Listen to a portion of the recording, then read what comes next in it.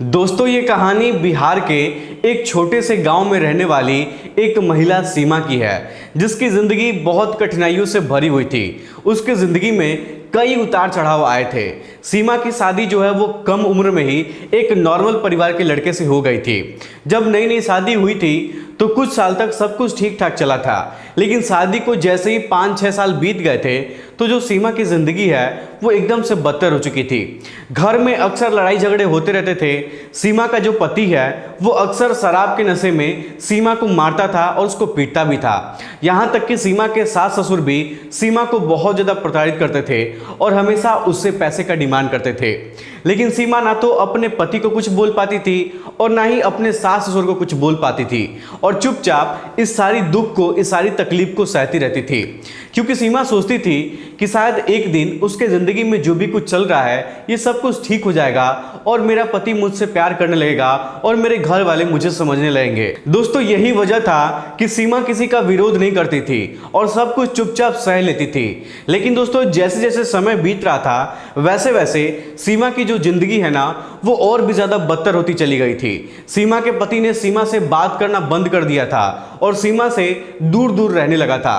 कभी कभी ऐसा भी होता था कि सीमा का जो पति है वो घर पर 4-5 दिन तक आता ही नहीं था और पूरी रात किसी और के साथ गुजारता था। दरअसल दोस्तों मैं आपको बता दूं कि सीमा का जो पति है वो दूसरी लड़की से भी प्यार करता था और अक्सर उसके रूम पर उससे मिलने के लिए जाया करता था और वहीं पर 3-4 दिन तक उसके साथ रहता था। दोस्तों पहले तो सीमा को इस बात की जानकारी नहीं थी कि उसके पति का जो अवैध संबंध है वो किसी और महिला के साथ चल रहा है।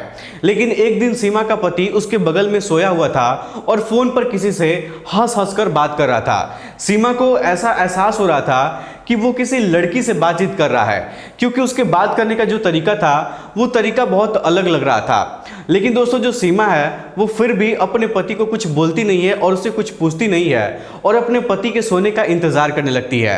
अब दोस्तों जब उसका पति उसके बिस्तर पर बगल में सो जाता है तब सीमा उसके मोबाइल को लेती है और जब उसके गैलरी को खोलती है तो उसमें दिखाई देता है, वो देखकर उसके होश उड़ जाते हैं और दोस्तों उसके आंखों से आंसू भी आने लगते हैं। सीमा देखती है कि उसके मोबाइल के अंदर बहुत सारी लड़कियों के साथ उसके साथ फोटो पड़ा हुआ है और जब सीमा उसके व्हाट्सएप को चेक करती है तो वहां भी बहुत सारी लड़कियों का चैटिंग उसको दिखाई देता है। अब दोस्तों सीमा ये सब देखकर बहुत ज़्यादा परेशान हो जाती है और उसका दिल टूट जाता है। सीमा सुबह होने का इंतज़ार करती है और जब सुबह होता है तो अपने पति से कहती है कि आप मेरे साथ ऐसा कैसे कर सकते हैं, मैं आपकी पत्नी हूं और आप मेरे साथ रहते हुए भी आप किसी और के साथ संबंध कैसे बना सकते हैं। अब दोस्तों ये बात सुनकर पहले तो जो उसका पति था वो इधर उधर की बात घुमाने लगता है और कहता है कि नहीं मैंने ऐसा कुछ नहीं किया है। लेकिन सीमा उससे कहती है कि मैंने आपके फ़ोन में सब कुछ देख लिया है जिन जिन लड़कियों के साथ आप मिले थे। अब दोस्तों जब उसके पति को ये बात पता चलता है कि सीमा जो है उसका फ़ोन चेक की है, फ़ोन में सब कुछ देख चुकी है, तो उसको बहुत ज़्यादा गुस्सा आ जाता है और सीमा को वो मारने लगता है और उसको उल्टा सीधा भी बोलने लगता है। और दोस्तों उसी के अंदर गलती निकालकर उसको बेइज्जत करने लगता है पूरे घर वालों के सामने, पूरे परिवार वालों के सामने। और सिर्फ सीमा को बेइज्जत ही नहीं करता है बल्कि उस दिन उसको घर से धक्का मारकर वहां से भगा भी देता है। और दोस्तों सीमा जो थी वो घर के बाहर दरवाजे पर खड़े होकर फूट फूट कर रोने लगती है। लेकिन सीमा वहां से जाना नहीं चाहती थी। सीमा अपने पति के साथ ही रहना चाहती थी और वो चाहती थी कि उसका पति बस दूसरी महिलाओं के साथ संबंध ना बनाए, क्योंकि सीमा अपने पति से बहुत ज़्यादा प्यार करती थी। लेकिन दोस्तों फिर भी जो उसका पति था उसकी बातों को नहीं मानता है और उसको घर से लात मारकर वहां से भगा देता है। अब दोस्तों सीमा के पास कोई रास्ता नजर नहीं आ रहा था और अपने माता पिता के घर पर चली जाती है और वहां पर रहकर अपने पति को बहुत ज़्यादा समझाने की कोशिश करती है, कई बार उसको फ़ोन करती है। लेकिन दोस्तों उसका पति मानता नहीं है और अंत में घर वालों के दबाव में आकर और पंचायत के दबाव में आकर सीमा का जो पति है उससे तलाक ले लेता है। अब दोस्तों ये दोनों लोग अपने अपने घर पर रहने लगते हैं। सीमा अपने माता पिता के घर पर रहने लगती है और अभी सीमा की जो परेशानियां थी ना वो अभी भी खत्म नहीं हुई थी। तलाक होने के बाद भी गांव में जितने भी लोग रहते थे वो सभी लोग ताना मारते थे और तलाकशुदा महिला होने के कारण गांव के जो सभी लोग थे वो उसको अलग नजरिए से देखा करते थे। लेकिन दोस्तों कुछ समय बाद सीमा के जो माता पिता थे ना वो लोग भी उसकी मदद करने से इनकार कर देते हैं और उसको घर से निकाल देते हैं।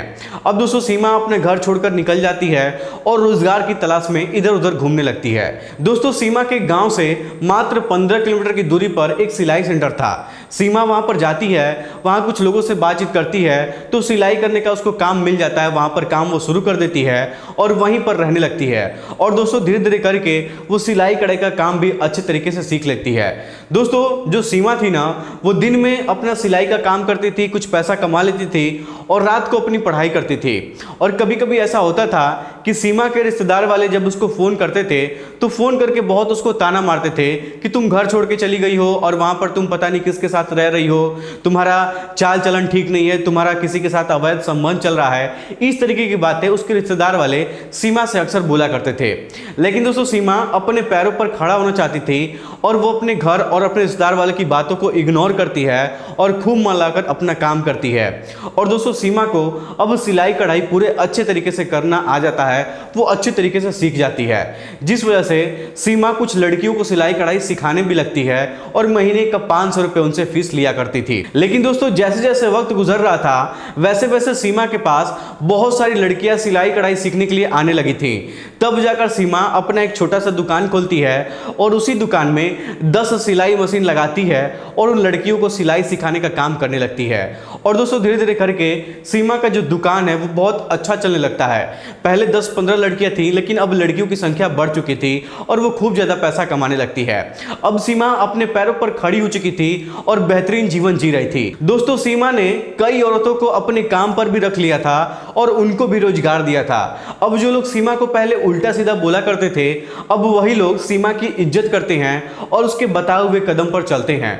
दोस्तों फिलहाल सीमा अपने गांव में बच्चों को मुफ्त में पढ़ाती है और वो चाहती है कि जिन परेशानियों का सामना उसको अपने जीवन में करना पड़ा है, वो परेशानियों का सामना दूसरी लड़कियों को ना झेलना पड़े। दोस्तों सीमा की ये कहानी उन सभी महिलाओं के लिए प्रेरणादायक है जिन महिलाओं का तलाक हो चुका है और समाज उनको दबाने की कोशिश करता है।